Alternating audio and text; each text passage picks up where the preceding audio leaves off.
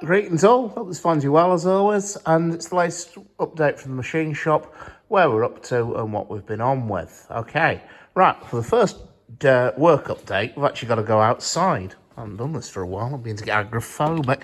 Anyway, the job we're looking at is the one sat on this trolley here. That's 806's header. We've actually finally got some work done on it.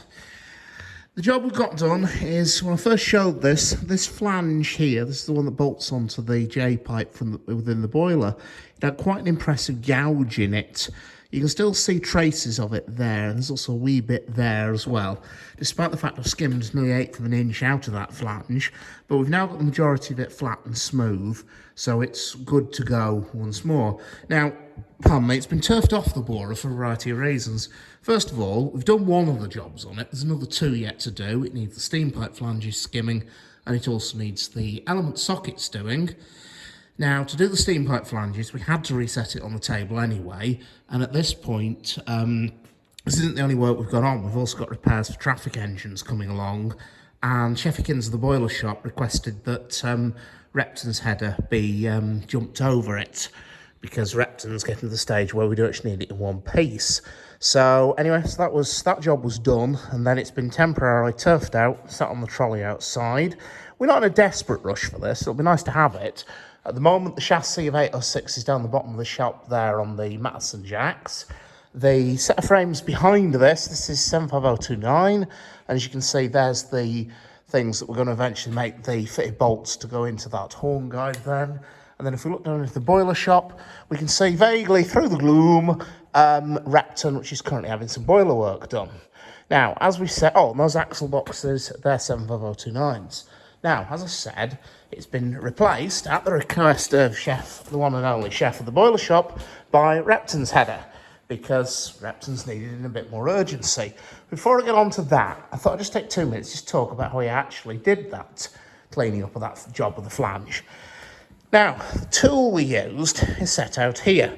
The cutting tool itself is just a normal, bog-standard, carbide-tipped lathe tool, which mounts into this tool holder here. This tool holder will then, in turn, mount into the tool holder that's on the facing head of the borer. Now, that red mounting is bolted to that slide that you can see below it, and that slide you can traverse. So you wind it in and out, and so with that lathe tool clamped into the end of that, the radius of the arc that that lathe tool's cutting will increase. Now, you see now we did that flat face, but the other thing is, it can also be set so it will do that under power. Now, he says, pointing the camera at a nest of levers and all sorts of wonderful things sticking out all over the place. It's actually relatively straightforward to do. This machine, the horizontal borer, is a very versatile piece of kit. It looks hideously complicated. It's not actually that bad. The bit we just need to focus on is up here. So, there's a motor somewhere down the back of it there. Takes power to a gearbox here. Power is sent up to the spindle with that belt there. And then it also comes off into a series of selectors and gearboxes here, which do the various feeds. This then goes back on that shaft there, back down into the bottom to drive the horizontal and longitudinal feeds. Now, the one we're looking at is this box up here that says automatic feed. Simply, if you put that lever up and then across to the left into that position where it says facing slide, that will then send power through that shaft there to this little gearbox here. The lever at the top there is a trip to connect and disconnect the feed. The hand wheel is a simple manual control, but then that gearbox will then send power to that slide. So that slide will then traverse as the chuck is turning. So it'll turn around merrily, quite happily, cutting a circle, but every revolution, the diameter of that circle will increase by so much. And that's how he managed to cut that big flat face on the superheater header.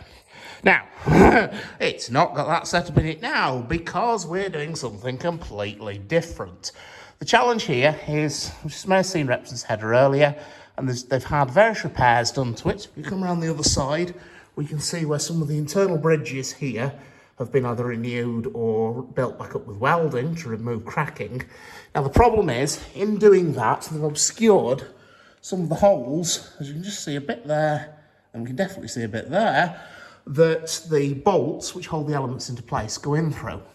So those holes need cleaning out, and eventually, after a bit of thought and planning and convoluted thinking, I came up with this way of doing it. What we've got there is 1.125" end mill. Incidentally, that is what you end up with if you give Presto Tools 100 odd quid.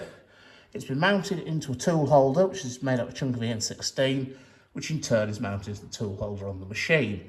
That has then been set, so instead of traversing, that tool holder is running absolutely true. So we're effectively running this as a horizontal milling machine. And then what we're doing is very simply plunging that end mill into the holes to clean them out. Now, you'll think, why aren't we using a drill bit? Well, a drill bit, I'm fairly sure, won't work, because a drill bit is a 2-flute cutter. Now, the problem is, when you've got a build-up like, let me find it again, like that, where's it gone? There we go. There's a danger that 2-flute cutter will actually snag, dig in, try to get out, it'll try to work its way sideways instead of actually cutting. Whereas a multi-flute cutter, it's actually a 6-flute, that end mill, hopefully won't deflect as much. It shouldn't deflect at all. Now, I know technically an end mill isn't centre cutting. It's not a slot drill. It's got a chunk in the middle of it where there's no teeth. But we're not asking it to cut across its full diameter. We're only asking it to remove that bit in the side. And I'm fairly confident it's going to work. How can I be so confident? Well, very simply, really. If I centigrade height, you will see that 2 of the holes, either side of that bridge there, have been cleaned out. We've taken out slightly more on the other side, the further side. There's much more material came out there, but they've both been cleaned out, and it worked absolutely beautifully, even if I say so myself.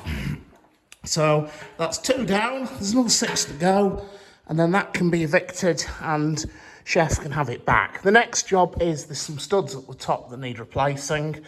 I've told Chef that we're going to get the header machine. He can then have it bolted to a bench in his shop.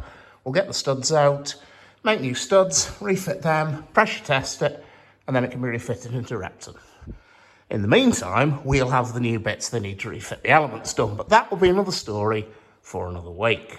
Okay, right, so moving onwards, another job that's been going on is that our new regular volunteer Brian's been back in, and he's been busy at it, as always, doing a smashing job, as always.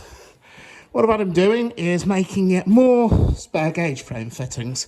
First thing he's been doing are these little small bungs. These fit into the lower gauge frame fitting on an LMS locomotive. They're simply an access bung, so you can rod through the cocks to make sure they're clear. These, I just need a thread on them there, which I need to check what it is. I'm pretty sure it's 5/8 per 16th, but I had 16 TPI, but I just want to be absolutely sure before he threads anything.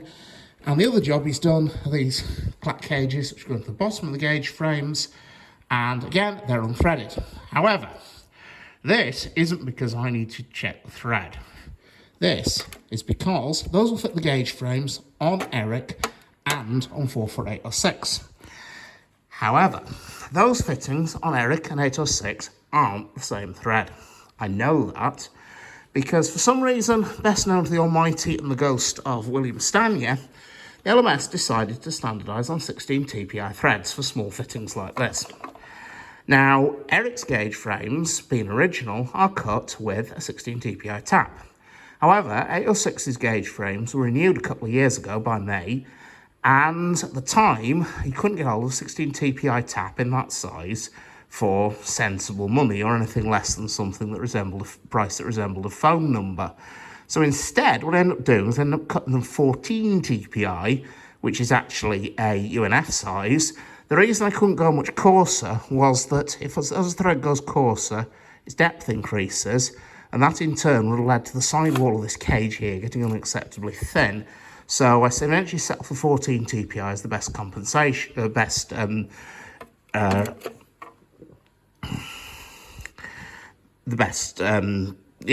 idea. Anyway, now the upshot is that we don't know what these are going to go into. They might go into Eric, they might go into 806. We don't know because it will basically depend what the duty fitter needs that morning. So instead, what we've done is we've simply left them unthreaded because threading them is a simple half-hour job. Machining that's a day's work. So if we need one in a hurry, we can now have one out ready to go in half an hour, thanks to Brian's hard work. He's a smashing bloke, he's done a lovely job, and as I said a couple of times before, if anyone else out there wants to join in, get their hands dirty, and give us a hand in here, you'll be more than welcome. So anyhow, that's where we're up to, and that's where we're on with. I hope you find it educational, interesting, informative as always. Take care, and I'll see you around.